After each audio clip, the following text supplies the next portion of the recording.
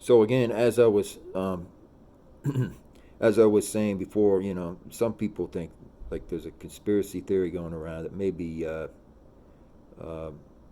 Joseph Filazzo was involved or something, and because he had a sword, that he was involved somehow in this situation. And I just chalk it up to conspiracy theories because I've seen no real hard evidence at this point that suggests Filazzo was involved in anything. I will say, because he's never been out of Vermont or Connecticut most of his life, I will say he visited Ohio once, and I have everything on for Lazo, including childhood pictures. So if something turns up is in connection in some way, I'll know about it first. He had a friend that was apparently in common with Laundrie, so I think maybe he financially supported something. I don't know.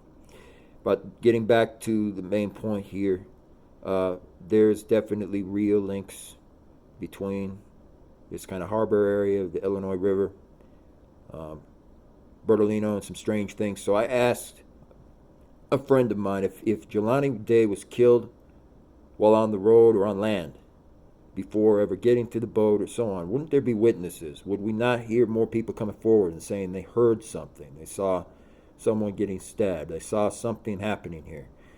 And he said that, yeah, it's most probable that we would.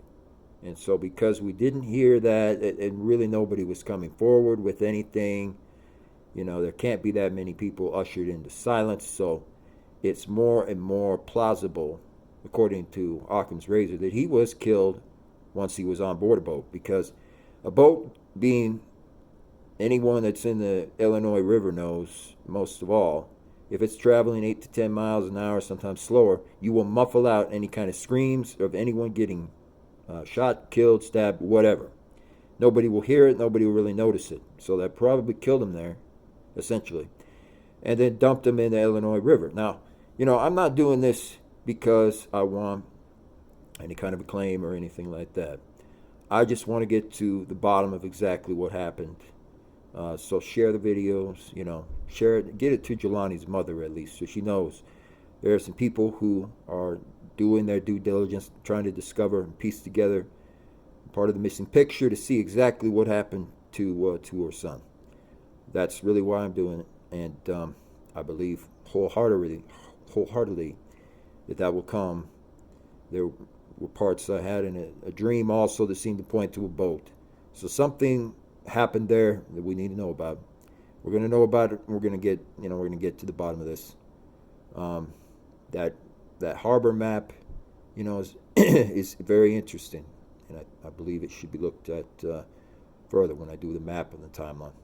So thanks again. Peace out. A little bit of what the harbor map kind of looks like.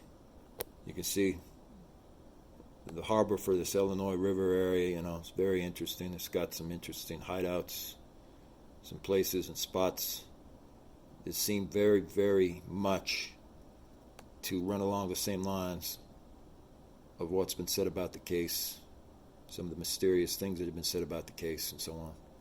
So I'm going to be mapping this out, but I wanted to show this, one of these places called Homeport. And there's concrete financial links between a few key areas, one of them directly next to where he was sighted, basically falling in the river.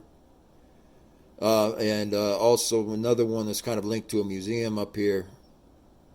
Again, always with Bertolino. So very interesting and needs to be mapped out and fully fleshed out. Thank you.